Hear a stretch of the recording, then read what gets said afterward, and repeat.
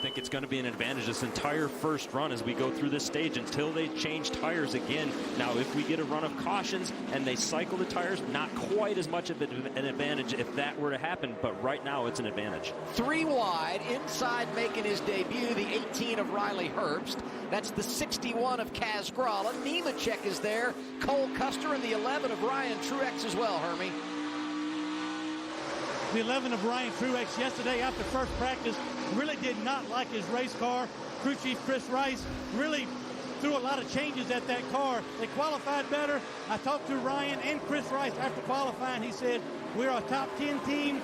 We now have to learn how to win as a team. They're trying to take another step today. It was a 5-car battle, now a 6-car battle. Welcome to the party, Christopher Bell. Adam, are we nearing the end of stage 1? Is that what this urgency is about? 3 wide all throughout the field? This is incredible.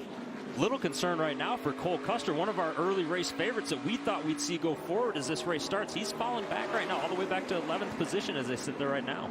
So you're saying Cole started in the front and he's in 11th, and Bell started in the back and he's in 12th. That tells you all the action that's been going on in just a very few green flag laps. But on the other side of that, you want to be good over the long haul. At what point does the give and take break off here, and maybe that 00 start working his way back to the front? Well, I think from Cole's perspective, he hopes that it's right now. You don't want to fall too far back, because then it becomes a challenge to get around these other cars. The groove will slowly start to move to the top, and once everybody's up towards the top, passing gets very difficult, even if you are considerably better than another car. Up in front of these guys, attaboy for the 3 of Shane Lee. Started 13th, Michael. He's up to 6, strong in the early going. Yeah, you sort of said 13th, and you think, well, how did Lee pull that off starting down on the bottom? Because that seemed to be a difficult place to pass, but he's figured it out. There's a lot of attaboys out there for me, Adam. You see all the big movers, including Ryan Segan, that 39. But what about Kaz Gralla? A month ago, he didn't even have a ride, and they put together quite the ride, and he's running very competitively here in corn country. Looking for his second top 10 finish since going over that 61, driving for Fury Race Cars. On board with Cole Custer here. Down to his left, the 18 of Riley Herbst, 42, John Hunter Nemechek. And for 5th, Shane Lee around Elliott Sadler. He's flexing his muscles. This team won last week with Austin Dillon. They said, let's go do it again. You know, we saw Shane Lee in practice yesterday work that outside line quite a bit. I thought he was just missing the bottom and ending up there. Maybe he knew something we didn't, and he was preparing for today by making extra laps up there. He's making passes there early on. We'll see Sadler start to move up there now because of that. Anytime you get past, you want to move and go to where that car passed you at. And just an awesome effort for Shane Lee since getting in this 3 car. Childress Vineyards on the side of it. Shane and his family decided they were going to try to get in a position where he could go win races.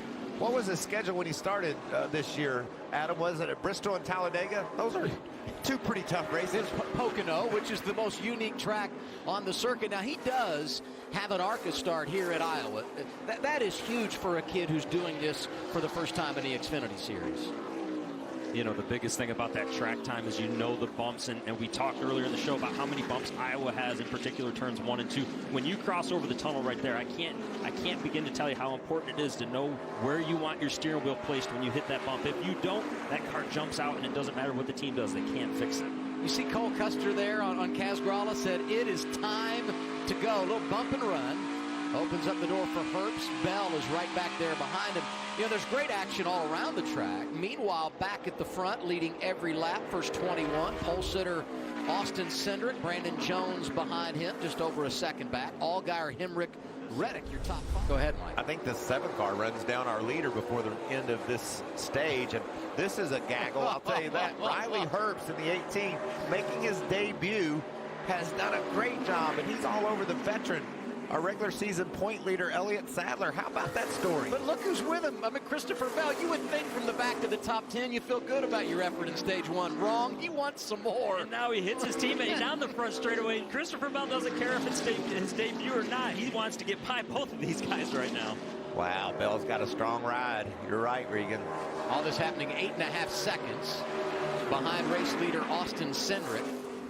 What about Elliott Sadler? Was up in the top 5. Now he's 7th. Hermie? And I think that red car on the bottom back there, that's Riley Herbst making his series debut. He's like, I want to do what that guy's doing. I got a car just like his, and man, he's making some nice moves. And look to his outside, Ryan Reed, another kid coming from the back that's been outstanding today. Ty Majeski's there as well. Two guys with the Roush group there. Roush has always run good typically at Iowa, so we see them moving forward. Ryan Reed, though, a very nice job by him to move up as quick as he did. Now, if you wonder how you want to get started in NASCAR, how you get around one of these Xfinity cars, Majeski did it by running on his computer. He's an iRacing star, and it afforded him this opportunity. I thought you were talking about Riley Herbst, and you were going to say just call Joe Gibbs. That'd be a pretty good way to start, huh?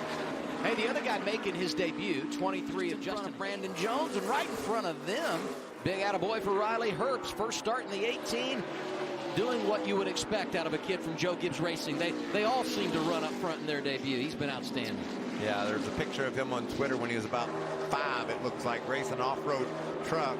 Noah Gregson, who was so exciting in our race last night, running second, just put it up and said, go, buddy, go. And he is going. Well, the good news for him is Iowa is rough enough to be almost like an off-road racetrack, it feels like at times, and especially with the up and down that you have coming off of the corners. So it's right up his wheelhouse here. His dad, his uncles, his grandfather, all in the Southern Nevada Hall of Fame when you talk about being able to get it done out on the dirt. So in the lead, Justin Allgaier. Bell is second. Cole Custer is third. Hemrick, Cindric, your top 5. Happy Father's Day. David Starr, the next driver in line, to go a lap down from Justin Allgaier. He's maneuvered through it quite nicely. Back to the battle for 7th. 18 of Riley Herbst, 42. John Hunter Nemechek. Both have been good this weekend. In that car right now, John Hunter knows that this is Riley's first race, so he's going to make him work extremely hard for this. He's going to hope that Riley wears out his tires right now, and Riley might not know any better as we see him move up the track and almost get into the side of John Hunter. Now, that was an aggressive move. Gave it a little gas in the center of the corner, it looked like. Tried to get his nose ahead, knowing that would be the key to the pass. And look, dives in hard to turn 1. I think he's going to make it work. Great move. When you're 19, you are not supposed to be as patient as Riley Herbst has been here today. And as we see Allgaier getting back into some lap traffic, talking about the potential of a green flag pit stop on the horizon, let's bring into play not just the strategy call from the crew chief, but the pressure on these pit for Allgaier. The lead at the front, 1.2 seconds over Christopher Bell. There you see the young man out of Las Vegas. Off-road racer, his family, champions in that sport. And he's proven that he's ready to go NASCAR. Rookie of the Year last season in the ARCA Racing Series. Got a win in Pocono. Had some ups and downs so far in 2018. But a part of the Joe Gibbs Racing Development Program. You know you have talent when you fit into their operation. And Herbst showing it here today in his Xfinity debut. Trying to track down fellow rookie Austin Cindric, who's ninth.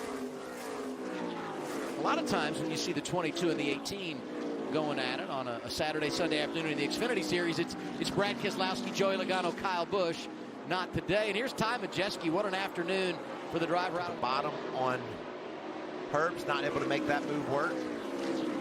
If Herbst gets back to the top 5 in his debut, when you consider the fact that he had a speeding penalty, what an incredible effort it would be for he in that race team. I don't think he even has to get back to the top 5 at this point. After all that, he's having an incredible debut as it goes. You got that right. Very limited experience in the big cars on these NASCAR tracks, and man, he's been impressive. But I tell you, what about Allgaier? I mean, all day long, just everything you want a veteran to give you, he's giving it. He's had it all thrown at him. Going to be 5 laps to go. He's been out front for 177 circuits. Speaks to how strong that race car has been. Right now, Christopher Bell needs to close in just a little bit more before that last caution came out. I talked about the big move that Noah Gragson made in the Truck Series race yesterday. Well, he's going to have to be closer to be able to even try a move like that. Otherwise, Allgaier's in a perfect spot here to just manage this gap. And Allgaier knows that. If he can just keep 6-8 car lengths ahead.